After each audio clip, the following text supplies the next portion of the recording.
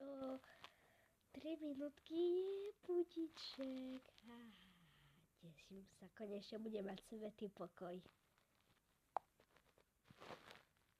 Akože, a ty sa kedy chystáš do roboty? Ani kľud pokoja nemôže mať od teba. Kedy sa chystáš, Ľuba, do tej roboty? Vieš čo, nechaj ma teraz na pokoji, idem si zobudiť moju krásnu dcerku od minútku. Stávame, budíce. Kde si? Haló? Kde si?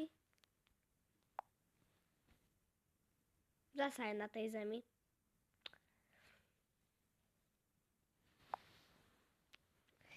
Stávaj! Čo chceš, mama? To predsa škola ťa čaká. Vstávaj, že by do tej školy, ne? Aký si povedala čas, a taký máš 6:25. Tak. No a už mi odpovieš, kedy sa chystáš do tej roboty?